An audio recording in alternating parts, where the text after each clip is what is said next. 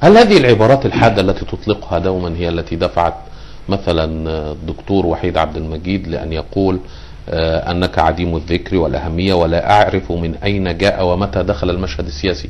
والله شوف، هو الدكتور وحيد عبد المجيد يعني يعذر أنه هو قال هذا الكلام، لأنه طبعا الصورة اللي منقوله له، وأنه طبعا ده برضه من دور الإعلام اللي احنا بنتكلم عنه. يعني حد ياخد الكلمة من هنا والحق يا أستاذ فلان قال عليك أنت ابن مش عارف إيه وأنت ابن مش عارف إيه وبتاع.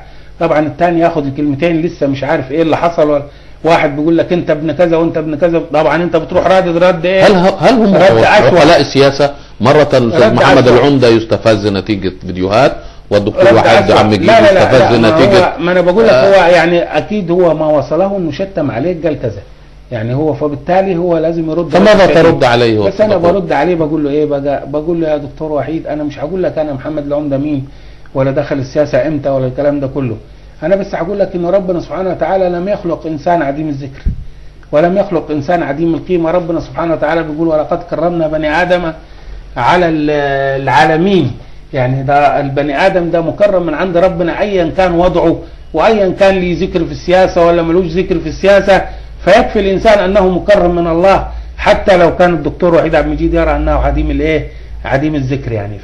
لكن انا بعذره ان هو ربما الصيغه اللي نقلت لي ان هو، لكن انا طبعا اساسا انا يعني انأى بنفسي ان انا اسب حد او اشتم حد. انا زعلت جدا ان فلت مني هذا الكلام واعتذرت في نفس الحلقه وقلت انا بعتذر، الكلام ده ما كانش المفروض، لكن انا تحت تأثير انفعالات معينه فانا بعتذر، واعتذرت للمشاهدين ان انا ما كنت اتمنى ان الالفاظ دي تطلع، لكن هي ليست موجهة للشخصيات اللي انا كنت بتكلم عنها ضمن جبهة الانقاذ، هي موجهة للناس اللي واضعة فيديوهات بتدعو الشباب على اقتحام المؤسسات. هي دي اللي كانت في ذهني ومسيطرة عليا، وكانت هي دي سبب انفعالي الشديد، ودي اللي انا كنت بوجه لها الايه، ولذلك انا كنت بقول خلي اي ابن مش عارف ايه يروح عند اي مؤسسة من مؤسسات الدولة. يعني انا الشتيمة كانت موجهة خلي اي مش يروح عند ايه اي مؤسسة من مؤسسات الدولة. ده كان اعتراضي وده كان سبابي يعني.